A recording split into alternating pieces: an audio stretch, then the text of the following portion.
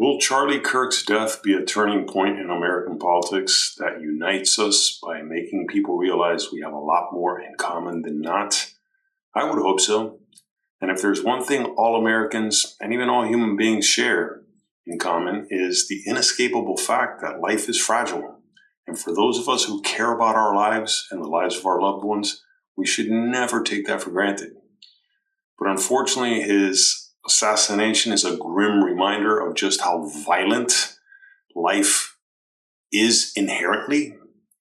I mean, without getting too sidetracked with, the fact that we're all made up of atoms that are in a perpetual state of motion.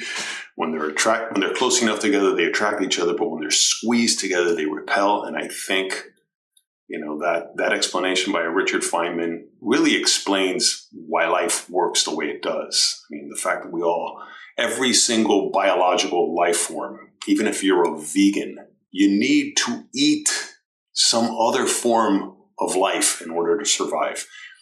I think that sets the stage for why we as people can be so violent, and especially when it comes to politics.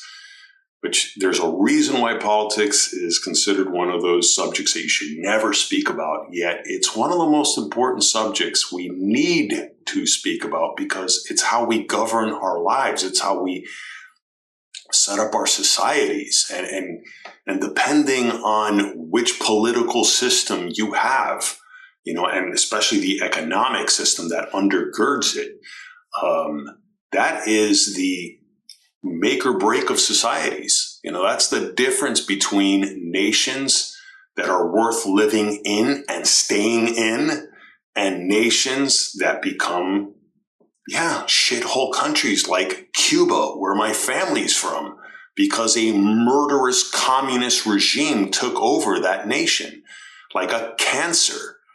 We need to be able to talk about this. And as much as I really hope that a tragedy like this, you would hope that it would bring people together. Unfortunately, there are certain people whose minds you're never going to change. And especially people who are, sadistic psychopaths hell-bent on power. And then you also have just the mentally unstable and insane who carry out most of these political acts of violence. Like whoever it was that killed Charlie Kirk, like the guy on the train in Charlotte, North Carolina, I forgot their names right now, who was clearly mentally insane. We need a death penalty for people like that. I'm sorry, especially if you're insane. We people who do value their lives, people who do want what's best for others, we should not be walking on eggshells, and much less because of the whims of other self-righteous, bleeding heart pseudo-intellectuals that manage to drive a lot of policy, unfortunately. The activists that, it's amazing in society how small groups of people can do a lot of damage to everybody else. And particularly people who just want to mind their own business, want to live their lives as they see fit without hurting others. But then you have other people who want to stick their nose where it doesn't belong. They want to see other people live their lives a certain way. And then, of course, you have the ones that do it out of pure malice. Like, once again, the Castro regime, I have to go by with what I know and what I've lived and seeing what my family went through. And then the amount of imbeciles out there who still hail the Castro regime as, an example. and that's the thing. I want to make this little almost honorary tribute video to someone like Charlie Kirk, who I wasn't a huge follower of, but I definitely admired the guy.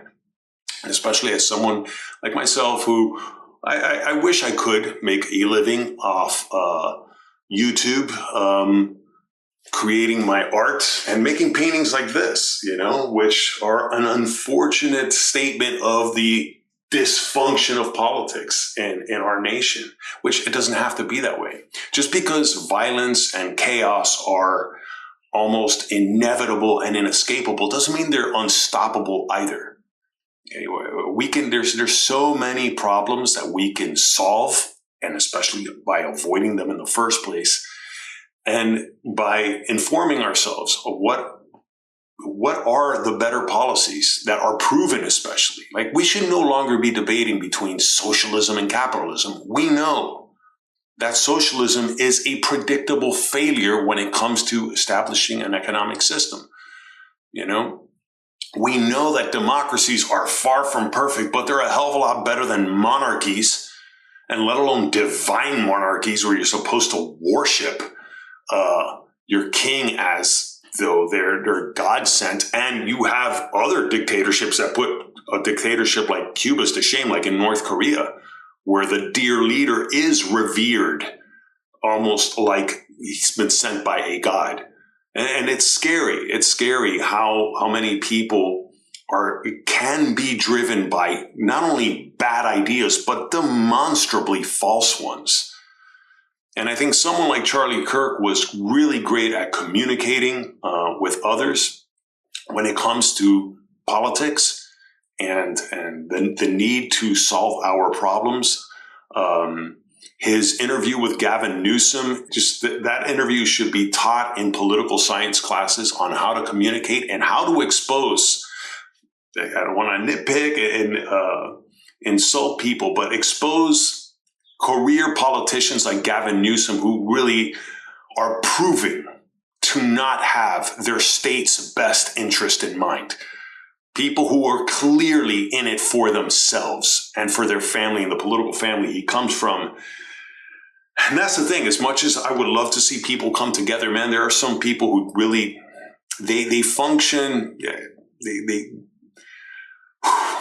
they function like a cancer. I don't want to say that Gavin Newsom himself is a walking, talking societal tumor, but someone like Fidel Castro, someone like Kim Jong-un, Vladimir Putin, there are people who are human tumors. And we need to be able to, at the very least, identify them. Okay? I definitely do not want to call for violence on some of these people, but there are people who, if you do not take them out, they will continue taking out other people.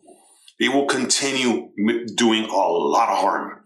And we need to, at the very least, identify those people. And especially the ones who know how to harness and leverage the power of the power of violence, you could say, from the mentally unstable and the insane, like whoever it was that shot Charlie Kirk, even if that is a hired assassin. Last I checked in the news, the guy still hasn't been found. But even if he was a hired assassin, clearly not a mentally stable person. You know, anyone who's willing to kill someone like Charlie Kirk, you know, over politics, something's wrong with you, you know, and especially since you're more than likely going to get caught, you're pissing your own life away. And that's the other thing.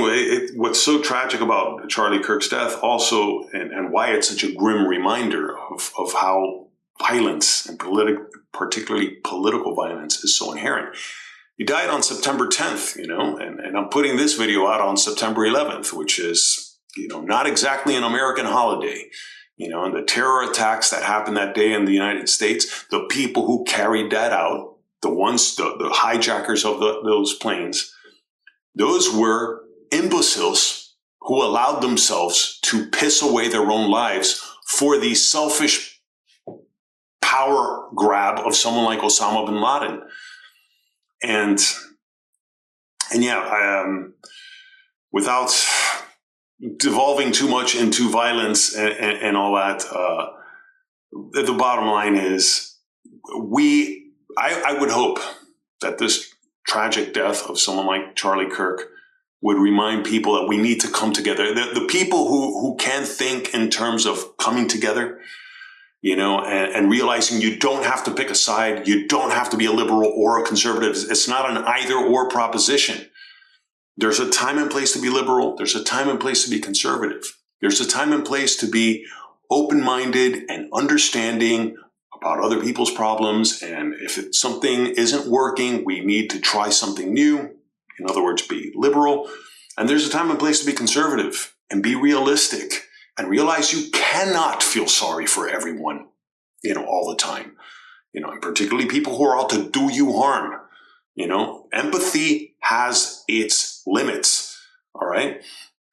And if it ain't broke, don't fix it, and much less tear it down. We don't need to be dividing ourselves. So for those of us who value our lives, and we should be coming together more than separating ourselves, and especially thanks to bad faith actors out there who really know how to leverage that inherent violence that's in us that creates tragedies like what happened with Charlie Kirk. Even though I do not know the man's family and his closest friends, my condolences, and my heartfelt thoughts for his family, who I can't even imagine what they must be going through right now. And I really hope it's not in vain. I really hope it helps us see that we need a turning point. And I'm not just trying to be cute with my words because of his organization, Turning Point America. I hope that this is a turning point for the better in our country, and dare I hope for the world. Anyway, with that said, thanks for watching.